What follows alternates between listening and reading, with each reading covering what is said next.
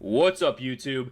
After a few days of not bringing you videos because my computer was messing up and my webcam just wouldn't read my webcam for some reason, I am back with some more news, so I apologize that I left you guys high and dry for a few days there. But this was actually the story that I was recording when all of a sudden my webcam went out on me and my computer wouldn't recognize it anymore. Hopefully the issue's fixed, but so I know this is kind of an old story. It's from last week, but I didn't see a whole lot of people really reporting on this, and so I thought, screw it. Why instead of discard it and count it as old news, I'd still go ahead and talk to you guys about it because I think this is really awesome. Really, really awesome.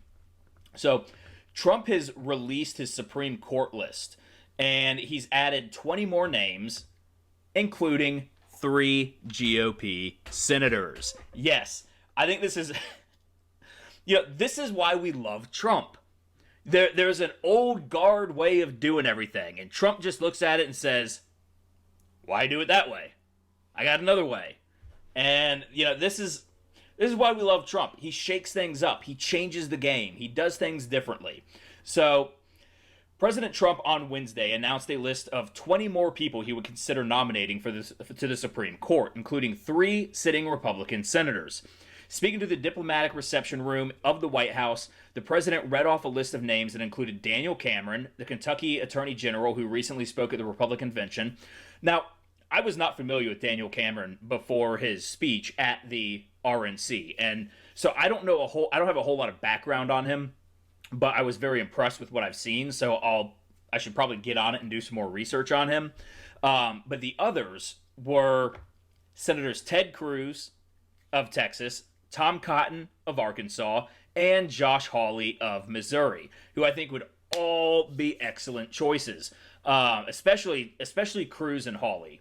Tom Cotton, I like him for the most part. There's been a few things that I actually trying to come up with examples of what it was that I remember kind of being a red flag around Tom Cotton. For the most part, he's really good, but there have been a couple things where he sided with the establishment that kind of made me scratch my head a little bit.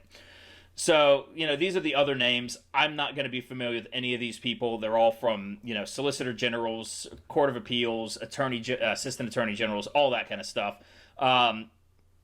If you recognize any of those names, great. I don't. But let's see. So at the time, Trump used the announcement to hit his opponent for not releasing his own list of potential nominees. Yeah, Joe Biden hasn't listed any names because he's not really campaigning. He's not really talking about anything except for how Black Lives Matter is good, or is it bad today, or is it good today, or should I defund the police today, or should I backtrack on that today? That's basically all Joe Biden has been doing from his basement. So I think right now, really, he's just waiting for Senator Kamala Harris to hand in her list, because she's going to be the one that's probably choosing anyways. She's going to be the one running the country. So Trump said that Joe Biden had not released his list of names because they are so far left they could never withstand scrutiny. Okay, yep, that's another reason. That's the more obvious reason. I guess I went for the Joe Biden isn't really going to be president reason. But yeah, they would be so far left. And we have an issue with the Supreme Court, especially with the leftist activist judges on the Supreme Court, and that they think that they get to write the law. They don't think that their job is to interpret the law, or actually not even to interpret the law, because they use all kinds of mental gymnastics in their interpretations as a pathway to writing the law themselves. So Trump called on the former vice president to name who he might nominate to the court, saying it was very important to do so. Trump also warned of consequences of the court. Consequences to the court if the Democrats win the presidency. Yeah, you got to realize we've got 4 judges that are getting up there in age. I mean, Ruth Bader Ginsburg. I'm not even sure she's still alive. Although apparently she was able to officiate a gay wedding, or I think it was a gay wedding. Maybe it was just a regular wedding. I don't know. During the COVID lockdown, she was able to officiate a wedding of some sort without a mask, and nobody was wearing masks. But of course, we all have to, and she's an icon of the people who tell us we have to. So I don't think there's any reason we should be doing mail-in voting. We should all be at the polls. I mean, after all, Fauci and Burke said that we can do it. So I don't know. It's almost as if they're trying to steal the election with mail-in balloting. So, unfortunately, there is a growing radical left movement that rejects the principle of equal treatment under the law, he said. Trump hit the nail on the head there. That is absolutely true. And it is growing, but it's not new. And it's been on the left for a while now. I mean, really, it's the leftist mode of operation. But I mean, we can even see this wasn't judicial, but going back to Barack Obama's administration with the IRS scandal, where they had Lois Lerner fall on that grenade for them. Even though I think the grenade ended up being a dud because the Republicans are so spineless they didn't have the balls to pull the pin before tossing it. But they were not allowing conservative or Tea Party nonprofits to file their 501c3 status. So they were basically not allowing them to operate as nonprofits. And it was really only happening to conservatives. That ended up getting swept under the rug, of course, because the media was there to cover for it and also say, oh, no, this wasn't really happening. Oh, it might have happened to like one or two, but it was just some low-level person bullshit. Bullshit. All the things that went on under Barack Obama's administration that he didn't know about or he learned about from the news. If you're learning all of that about your administration from the news, that means you're a shitty president. So anyways, not to get sidetracked, but yeah, we are also seeing it in the judicial system now, especially here in 2020. I mean, we've got Kyle Rittenhouse goes out to defend businesses. He's running away from people who are trying to attack him. He's not fast enough, so he turns around and somebody shoots at him. He returns fire, kills a person who, of course, ended up being a pedophile. And then he even has the decency to go and check on that person, see if there's medical treatment that he can provide because he was there providing medical treatment. And then the mob starts chasing after him. So again, he's off down the street with a mob chasing after him. Again, guy's a little lead-footed, hero in his own right, but definitely no track champion. They catch up to him, they knock him on the ground, they drop kick him. He again fires in self-defense after being hit with a skateboard while this other guy was running up to him with a gun. And he gets charged with murder in the first degree. Premeditated. Meanwhile, the guy in Portland, the Michael Reinl, he goes and stalks down a Trump supporter, shoots him, and he's allowed to just kind of walk free and give his interview with Vice News. And even still, they were only going to charge him with murder too. Granted, that's still a murder charge, and he wasn't getting away with it. It was way too blatant, and we had way too much video to let it happen. But we've seen all of these leftist violent rioters getting let out of jail with no charges. And then on the other hand, you got the McCloskeys who come out and defend their property, don't fire a single shot, and then they get charged with felonies. So we have seen absolute unequal treatment, unequal application of the law based on ideological perspectives. So this stuff has to end because that will end that will bring our entire society crumbling down, which is of course what they want. But if we don't have the rule of law, we will have an anarchic system where we basically have people who espouse a certain ideology that are allowed to run roughshod over anybody and everybody they choose with no repercussions. And if you try to defend yourself, you get locked up and thrown away in jail. I don't know that there's a quicker path to civil war than that. I don't know that there's a quicker path to, or a more resolute desecration of our Constitution than that. It's pretty bad. So, Trump continued, if this extreme movement is granted a majority on the Supreme Court, it will fundamentally transform America without a single vote in Congress. Exactly. And so he goes, radical judges will erase the Second Amendment, silence political speech, and require taxpayers to fund extremely late-term abortion. Yeah, we've already seen all of this stuff. I mean, Joe Biden has even talked about, well, you don't need a 30-round clip to defend yourself. Get yourself a double-barrel shotgun. Motherfucker, have you looked out the window? Have you seen the hordes of people? Have you seen the video of a shop owner coming out and getting his ass whooped by 10 people that are carrying planks and boards? A double-barrel shotgun ain't gonna do it. It's nobody else's business how you choose to defend yourself. If I want to defend myself by mounting a Browning 50 cal machine gun to my back porch, go inside and sleep like a baby, then I'm going to mount a Browning 50 cal machine gun to my back porch, and I'm going to go inside and I'm going to sleep like a damn baby. Because that's my right. shall not be infringed. Yeah, so they're going to destroy the second and late-term abortion. Yeah, I mean, that's even an understatement.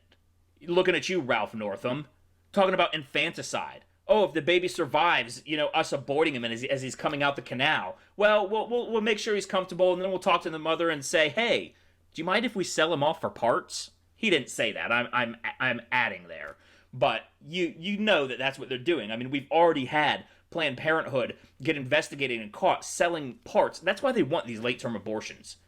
That's why they want them. They want to be able to sell organs.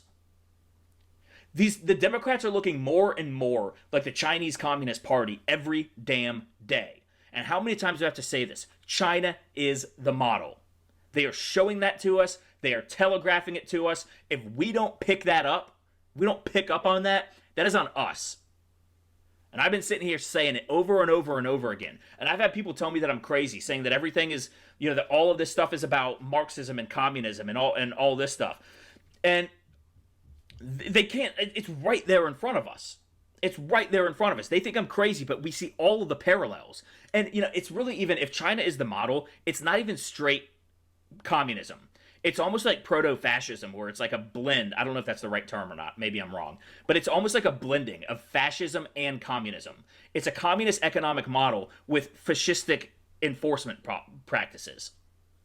It's actually, no, it's even a blend economically, because under the Chinese model, if you are part of the party, if you're part of the in crowd, you can start a company and make millions, but of course you have to pledge fealty to the party.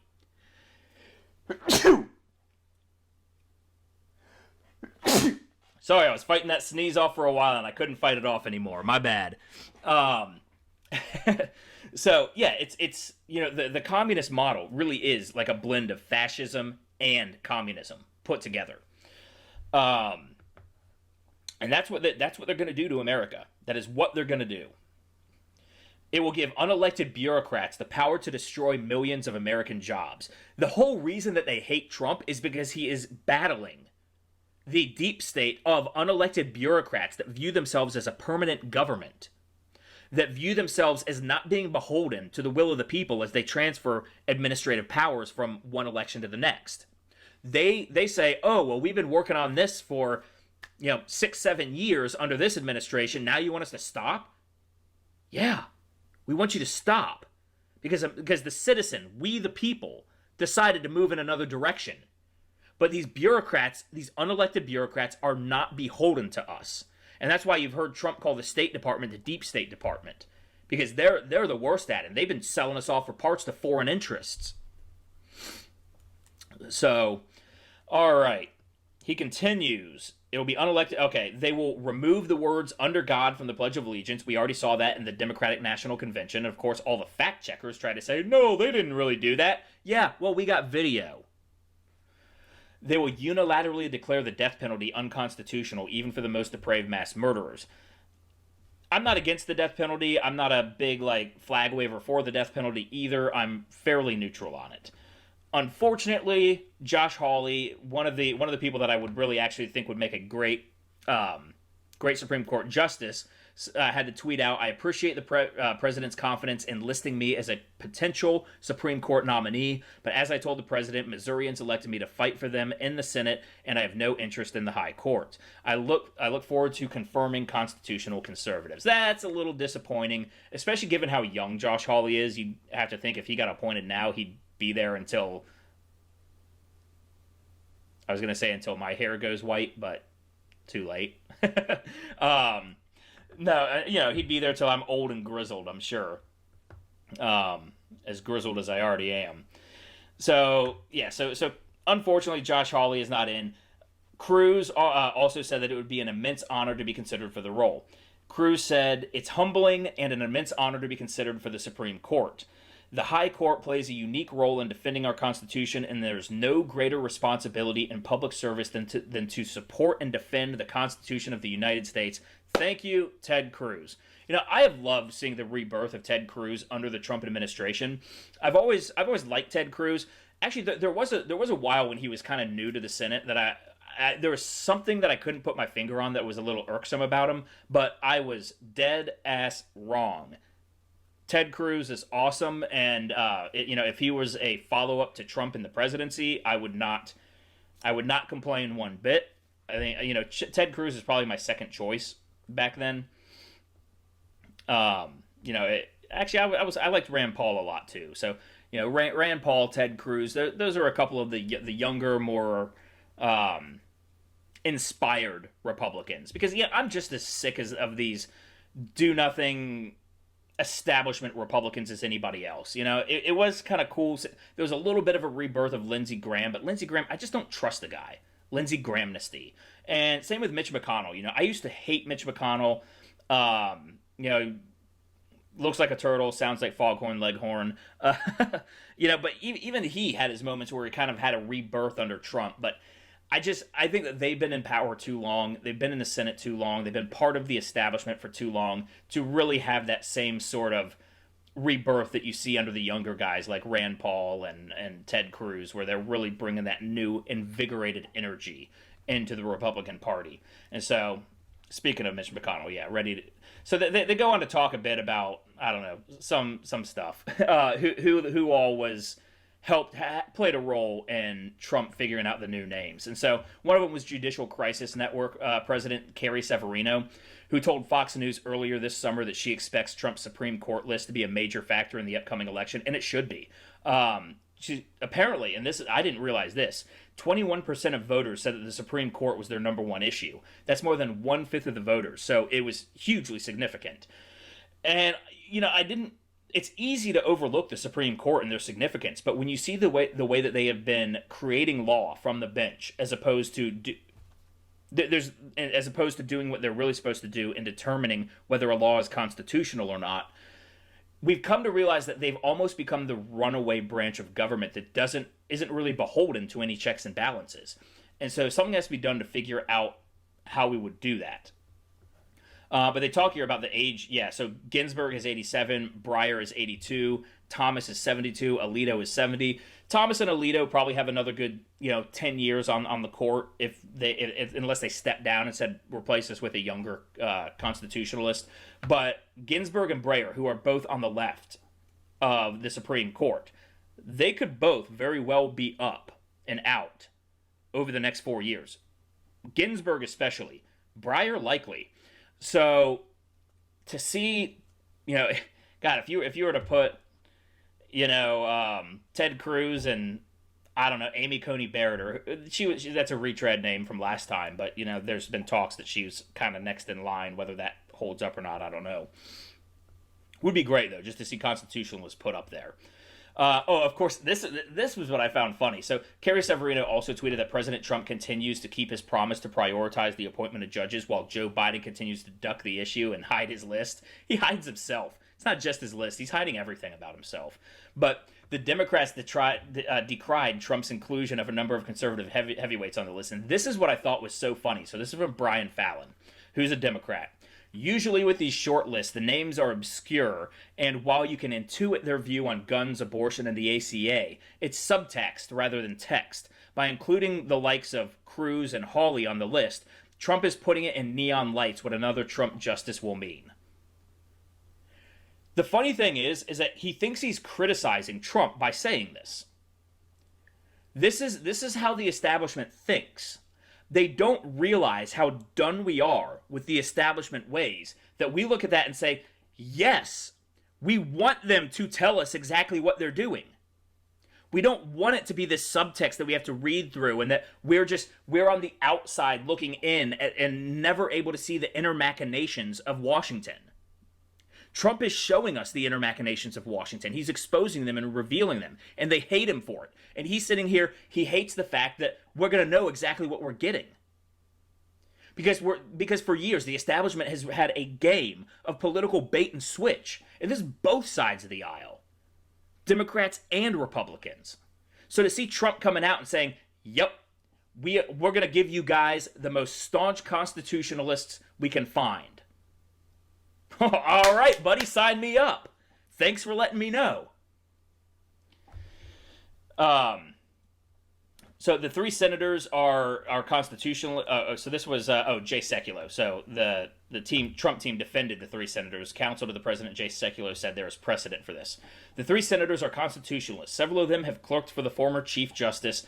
Tremendous constitutional experience, Sekulow said in a phone call to reporters. I think it is good to have a variety of backgrounds be represented. Not everyone on the Supreme Court needs to be a judge. By having senators, it opens up a broader swath of opinions and views that I think is a healthy thing. Yes, and I think this is actually could be one of the first steps in the right direction towards actually putting those checks and balances, is at least having an understanding of members of the court that what their role is. Having a senator, a former senator, on the Supreme Court would mean that he is going to also understand his role based on how he experienced the Supreme Court as a senator. And knowing that how the Supreme Court made his job as a senator more difficult when they violated their constrictions. So I think that's a very good thing. White House Press Secretary Kayleigh McEnany, apparently it's McEnany, not McEnany. I don't know, McEnany rolls off the tongue better, but McEnany, I want to say it right, said, President Trump's list of potential Supreme Court nominees demonstrates his commitment to appointing originalists who will abide by the Constitution and textualists who will implement the plain meaning of the statutes. They will uphold the rule of law and ensure that America continues to shine as a beacon of freedom and justice around the world. Kayleigh McEnany is, I'm not even sure she's human. Pretty sure she was just an angel sent right down to us. Just gifted to President Trump. Like, here's your press secretary. She's going to be the best ever. So we all love Kayleigh McEnany. But anyways, guys, I just thought this was good. It was really important news, and I didn't see a whole lot of people highlighting it. And so even though it is a little bit old news, maybe you guys saw this, maybe you didn't. I wanted to give my commentary. I was tempted to just throw the story out because, like I said, I had computer issues and wasn't able to put out videos for a few days. But I figured if you hadn't seen it, or you just wanted to hear me blabber on about it, well, there you go. Anyways, guys, that's the video. Thank you very much for watching. Please don't forget to hit that like button, subscribe to the channel if you haven't already, share this video, let other people know what Trump is doing out there and the good things he's doing. Also, follow me on Facebook, Twitter, Instagram, and Parler at Ram Thorburn. And also, there are links to my Subscribestar, Patreon, and PayPal down in the description below if you are feeling generous and would like to donate to the channel. Anyways, guys, thank you very much for watching, and I hope you have a wonderful day.